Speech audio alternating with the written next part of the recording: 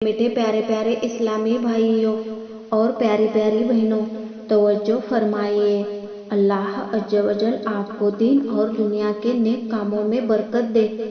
हमारे प्यारे आका मोहम्मद सल्लल्लाहु अलैहि वसल्लम की आंखों की ठंडक, नमाज कायम करने की तौफीक दे। आशा करते हैं कि आप सब खुश और सेहतमंद होंगे। तो चलिए आपको वाक़िया सुनाते हैं। तवज्जो फरमाइए। और ऐसे अच्छे अच्छे वाक़ियात और मदनी गुलदस्ता सुनना है तो हमारे चैनल को सब्सक्राइब कीजिए। बैतुल मक़दिस में बनी इसराइल आबाद थे जब उनकी नाफरमानियां हद से बढ़ी और उन्होंने अपने वक्त की हिदायत पर अमल न किया तो ईसा अलैहिस्सलाम से कोई 600 बरस पहले बुख्ते नसर बाबुली ने बैतुल मक़दिस पर सख्त हमला किया। उसके साथ 6 लाख झंडे थे और हर झंडे के साथ बेशुमार फौज। उसने बैतुल मक़दिस को वीरान कर डाला, तौरात शरीफ के नुस्खे जला डाले। बनी इसराइल के 3 हिस्से किए, एक गिरोह को कत्ल कर डाला, दूसरे को बहुत जिल्लत और ख्वारी के साथ शाम में रखा, तीसरे को कैद किया। इस कैदी गिरोह की तादाद 10 लाख थी। इन कैदियों को आपस में तकसीम कर लिया। इन्हीं कैदियों में हजरत उज़ैर और हजरत दानियाल अलैहिस्सलाम भी थे, जो उस वक्त बच्चे थे। जब बहुत अरसे बाद इनमें से कुछ कैदी छूट गए तो हजरत उज़ैर अलैहिस्सलाम बैतुल मक़दिस पर गुजरे, जो उस वक्त उजड़ा पड़ा था। आप तमाम शहर घूमे, कोई आदमी न मिला, मगर वहाँ के बाग तरह तरह के मेवों से लदे हुए थे, जिनका खाने वाला कोई न था। आपने कुछ अंगूर और इंजीर को तोड़कर खाए और कुछ अंगूरों का रस निकालकर पिया और कुछ अंगूर और इंजीरें तोशेदान में रख ली। आबादी की सीमा से बाहर निकलकर हसरत भरी निगाहों से देखकर बोले कि रब ताला इसे कैसे आबाद करेगा और अब यहाँ रौनक कैसी होगी। अल्लाह की मर्जी यह थी कि आपको अपनी कुदरत दिखाए। आपने अपने गधे को वहाँ बांध दिया, इंजीर और अंगूर का तोशेदान अपने सिरहाने और अंगूर का शीशा दूसरी तरफ रखकर खुद आराम के लिए लेट गए। लेटते ही नींद आ गई और सोते में जान निकल गई। गधा भी मर गया। यह वाक़िया सुबह के वक्त हुआ। रब ताला ने बुख्त नस्र बादशाह को नमरूद की तरह मच्छर से हलाक फरमा दिया। बाकी इसराइलियों को आज़ादी मिल गई। 70 बरस के बाद हक ताला ने फारस के बादशाहों में से किसी को मुसल्लत किया, जो अपनी फौजें लेकर बैतुल मक़दिस पहुंचा और उसे पहले से भी बेहतर तरीके पर आबाद किया। बिखरे हुए बनी इसराइल फिर से वहां आकर आबाद हो गए और 30 साल के अरसे में ये लोग बहुत बढ़ गए। हक ताला ने हजरत उज़ैर अलैहिस्सलाम के जिस्म को ऐसा गायब फरमा दिया कि न किसी इंसान ने देखा न किसी जानवर ने।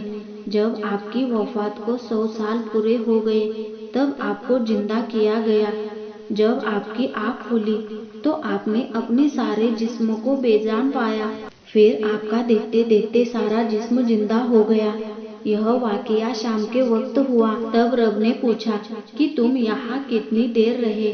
आपने ख्याल फरमाया कि यह वही दिन है जब मैं लेटा था, तो अंदाजे से फरमाया दिया गया कि 1 दिन, बल्कि इससे भी कुछ कम। रब ने फरमाया, नहीं, तुम 100 साल ठहरे रहे। अब हमारी कुदरत का नज़ारा करो कि इतनी मुद्दत में जल्द बिगड़ने वाली ग़िज़ा और शराब तो न बिगड़ी, बल्कि ऐसी है जो अभी तैयार हुई है, जबकि तुम्हारा गधा गल सड़कर बराबर हो गया। सारे अंग बिखर गए, सफ़ेद हड्डियां चमक रही है। अब देखो हम कैसे मुर्दे जिंदा करते हैं। एक गैबी आवाज़ आई, ऐ गली हुई हड्डियों, जमा होकर गोश्त पोस्त का लिबास पहन लो। फौरन ही हड्डियां दुरुस्त होकर तमाम जिस्म तैयार हो गया। दूसरी आवाज़ आई कि जिंदा हो जाओ। फौरन गधा जिंदा होकर रेंगने लगा। हजरत उज़ैर अलैहिस्सलाम ने अल्लाह की कुदरत का नज़ारा किया। फिर आप गधे पर सवार होकर आबादी की तरफ चले। देखा कि वह वीरान शहर काफी रौनक वाला हो गया है। آپ کی عمر وہی 40 سال تھی جو سوتے وقت تھی۔ شہریوں میں سے کوئی آپ کو پہچانتا نہ تھا۔ آپ اندازے سے اپنے مکان پر پہنچے۔ ایک اندھی بوڑھیا ملی جس کے پاؤں رہ گئے تھے۔ وہ آپ کی لونڈی تھی اور اس نے آپ کو دیکھا تھا۔ اس کی عمر اس وقت 120 سال کی تھی۔ آپ کی وفات کے وقت وہ 20 سال کی تھی۔ آپ نے اس سے پوچھا، کیا یہ عزیر کا مکان ہے؟ وہ بولی، ہاں۔ اور تم کون ہو جو برسوں بعد عزیر کو پوچھ رہے ہو؟ انہیں تو گم ہوئے 1 صدی ہو چکی ہے۔ آپ نے فرمایا، میں ہی عزیر ہوں۔ اس نے کہا، یہ کیسے ہو سکتا ہے؟ آپ نے فرمایا، اللہ تعالیٰ نے مجھے 100 برس مردہ رکھ کر پھر زندہ کیا۔ اس نے کہا کہ حضرت عزیر کی دعائیں رب کی بارگاہ میں قبول ہوتی تھی۔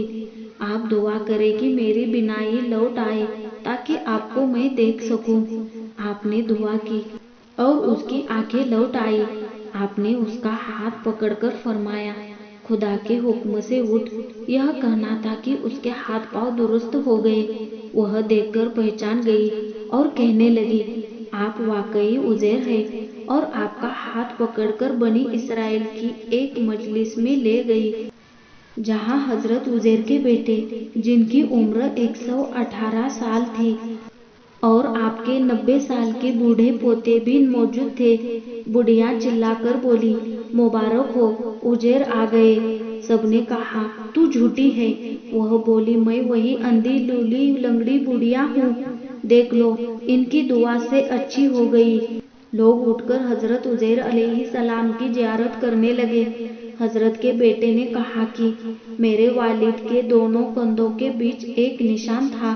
کھول کر دیکھا گیا تو وہ نشان موجود تھا۔ لوگوں نے کہا، عزیر کو تورات شریف زبانی یاد تھی، آج کل اس کا کوئی نسخہ موجود نہیں۔ اگر آپ عزیر ہیں تو تورات سنائیے۔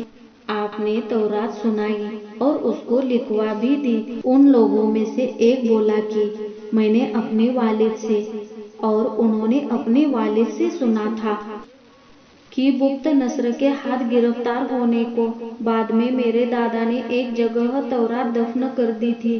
اس کا پتہ مجھے معلوم ہے، چلو تلاش کریں۔ کھدائی کرنے پر وہ نسخہ مل گیا۔ اس نسخے سے حضرت عزیر علیہ السلام کی لکھوائی ہوئی تورات کو ملوایا گیا تو ایک ایک لفظ صحیح نکلا۔